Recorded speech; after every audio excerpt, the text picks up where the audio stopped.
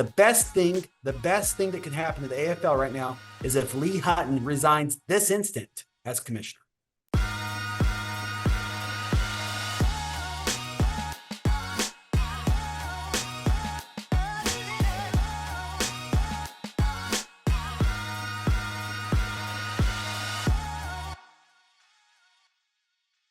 Welcome back to another episode of Arena Side of Press Pass. I'm Anthony Carter. On today's episode, we're joined with Billings Outlaws owner Steven Titus. Steven, thank you so much for joining us. How are you doing? Good, Anthony. How are you? I'm doing great. I'm doing great. So certainly a lot happening within the league as we've seen really over the last few weeks or so. We'll dive into that in just a bit. But first, to kind of give fans really just background about who you are and how you got involved with the Billings Outlaws, tell us a little bit more about that and eventually how you got involved with the Arena Football League. Yeah. My name's Steve Titus. I'm an attorney. I have an office in Gillette, Wyoming. I practice criminal defense and personal injury law in Wyoming and South Dakota. It's funny how I got into football was I owned a team in Gillette, Wyoming, the last 2 years prior to this season. And at some point, I thought that it would be great advertising for my law firm.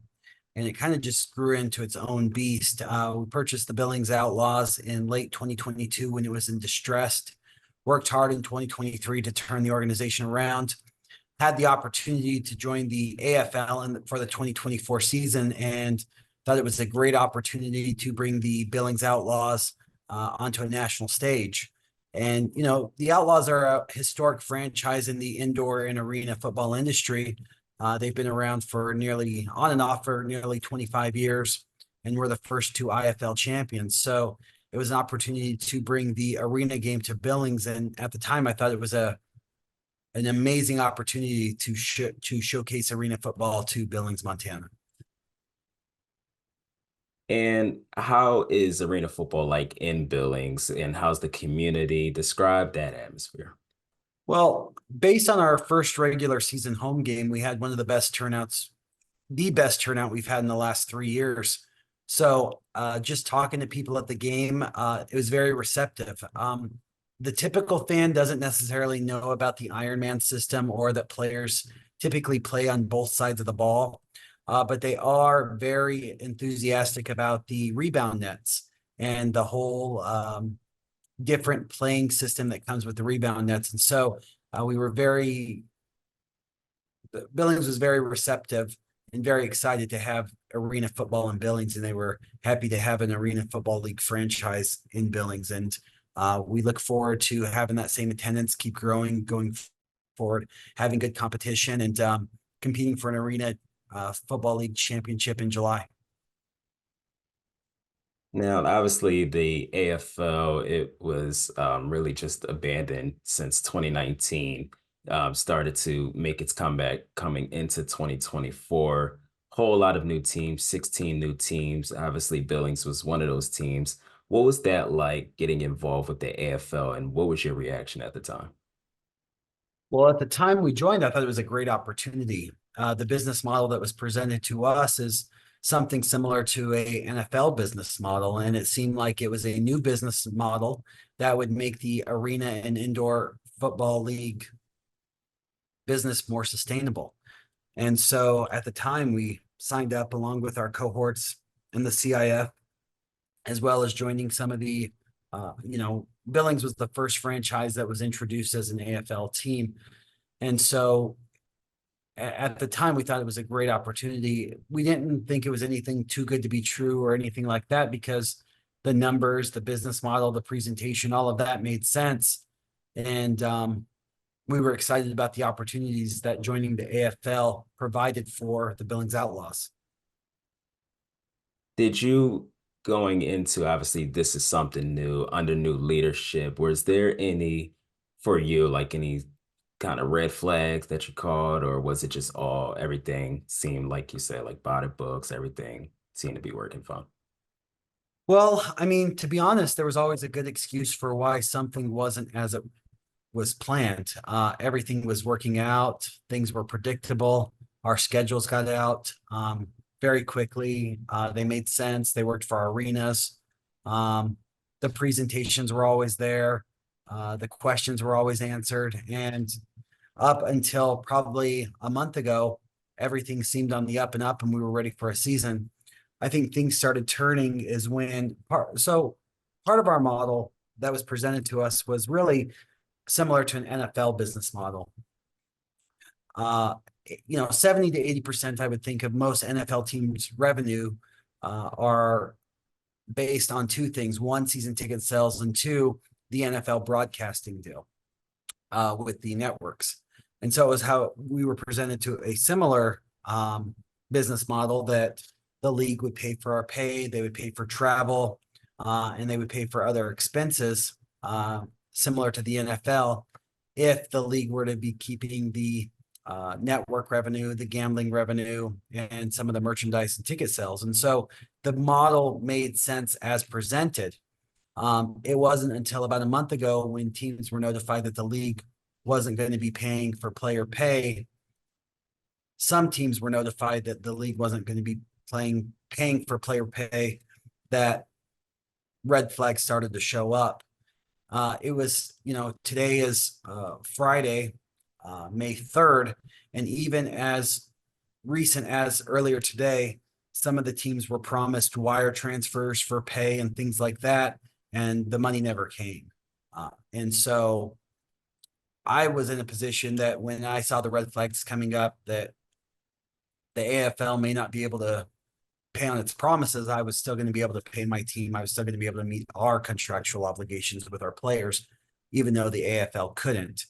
And so I kind of turned a blind eye to it. And at this point, there was no changing leagues. There was no making any other plans. The other leagues had already started. So we were, for lack of better terms, pot committed to the AFL and making it work for the 2024 season. Before we move into that a little bit more, are you able to break down just some of about the contract that you signed with the AFL, what was agreed upon? I think there's a lot of confusion on, especially with social media, and fair confusion, where a lot of people don't know how much the owners are involved when it comes to pay, how much the league is involved when it comes to pay. Yeah. What is the agreement with that? I don't want to go too much into that. Every team had a little bit of a different deal with the AFL, but the primary concerns that the AFL was going to cover were player pay. They were going to cover travel, and some other things that we started seeing warning signs that the AFL may not be able to pull through. I think that one of the things that frustrated a lot of the owners is that this was all sprung on us at the last minute, when a lot of this was preventable with transparency, openness, and honesty. But it was, even as of today, there are teams in our leagues that are continually and continue to be fed lies by our commissioner that they're going to be getting the financial support that was contractually obligated to them, and they're still not getting it. I don't need the AFL's money to help me. We're going to be just fine here in Billings, but there are teams that wouldn't have a team right now if it wasn't for the promises of the AFL. I mean, we've seen the CIF contract that's out there where they were promising, $750 a game per player to the CIF teams. I can tell you that no CIF team has received what was promised to it by the league. And so the league is without a doubt in breach of contract to those CIF teams. What was your initial reaction when you first started seeing reports of a lot of players and coaches coming out saying that they haven't receiving any types of payment, dealing with shipment issues, as Iowa mentioned in their statement? What was your initial reaction? The shipment issues, I don't. We still got our jerseys here on time. They may be in a little bit later than we thought they'd be, but we still had them for our first home game, so I wasn't too worried about that. But if anyone I feel bad for in this are the players and the coaches. Some of our players are some of the most vulnerable in society, and the league, under its current leadership under Commissioner Hutton, under Lee Hutton, has taken advantage of these kids, these guys, these men, these dads, these brothers, these sisters. We don't have any females in our league this year, but they've taken advantage of these people that are just vulnerable. and it's sickening and it's disgusting to watch that, a lot of our guys gave up opportunities in other leagues. They've given up jobs. They've given up careers for their opportunity to be in the AFL. And the league, it looks like, had plenty of notice that it wasn't going to keep its obligation, but continues as of hours ago to continue to lie to people, continues to be deceitful, continues to do everything wrong it possibly can do. Every Friday morning, we have an owners meeting. Lee Hutton didn't call the owners meeting today. He didn't even send an email saying he was canceling the owners meeting today. He didn't ask the owners if he should appear on the podcast, the AFL podcast last night or not. When you need a leader, they need to be at the front, showing you the way that it needs to be done and to lead us through any kind of obstacle or hurdle that comes our way. Lee Hutton is nowhere to be found right now. He won't answer calls. He won't respond to texts. He won't show up to league meetings. He's doing everything wrong that a leader can possibly do. And he needs to do the easy thing for the AFL to sacrifice, to ensure that we are not sacrificial and that we have any path of prosperity, and do the manly thing in this situation and to resign as commissioner. That's what the best thing that can happen to the AFL right now is if Lee Hutton resigns this instant as commissioner. And when was the last time you spoke to Commissioner Hutton? Last week. And what was that conversation like? What was going on there? Was it positive or negative? No, it was negative. Just yelling at people. I mean, that's all Lee Hutton has done in the last week and a half is yell at people and tell owners why they're wrong and lie. In our last week's league meeting that was called, he promised that the players would be getting paid, the CIF contracts would be upheld, and that we would be on the NFL Network in week 2. Lie, lie, lie, lie, lie. All he has done as of late to the team owners that are in our league calls is lie and give continuous mistruths. Our teams are losing money because of his lies. Our teams do not make as much money on Thursday night games and Sunday games as they do with Saturday games. Did you see Albany's crowd last night? It was scarce. But I bet if you had that same game against Nashville on a Saturday night with Jeff Fisher in the house, it would be packed. It's just the thing. Thursday night games get terrible attendance. It's always been that way in indoor and arena football, and it will always be that way. The only reason they're having Thursday night games is to make the NFL Network happy. If we knew back then that the NFL Network deal wasn't going to go through, we could have saved those Saturday arena days so that it would be financially helping the team. We would be looking out for the best interests of our individual playing partners, not the ego of some commissioner who has to have NFL Network when they know that obviously the NFL Network or the league doesn't have the know-how or the resources to ensure that our games are on the NFL Network. It's disgusting what we're going through right now as team owners in the AFL. We need new leadership as soon as possible. Have you been in communication with other owners around the league and in talks about that? Absolutely. And is there anything moving that you're able to tell us, or you're just still kind of in those discussions right now, or is everything? It's I support Jeff Fisher as our next commissioner. I wholeheartedly support him. Jeff Fisher will bring us back to instant credibility. He will, he has the knowledge to save and the connections to save the NFL Network deal. He's extremely talented and smart. I just hope that Coach Fisher will take the opportunity to be our next commissioner, because I think he would be absolutely wonderful without a shadow of a doubt. How have you been communicating with your players and coaches during this times when you see everything that's going on around the league? Coach Walker, our head coach here in Billings, I talk to multiple times every day about things that are going on. Him and I have a really, really good working relationship. Coach Walker communicates well with the players, what needs to be said to make sure that the players know who's who and what's what. I meet with the players because I live part-time in Wyoming and part-time in Billings. I'm in Billings right now. And, I met with the players this afternoon, let them know that everything's good. We're going to be okay.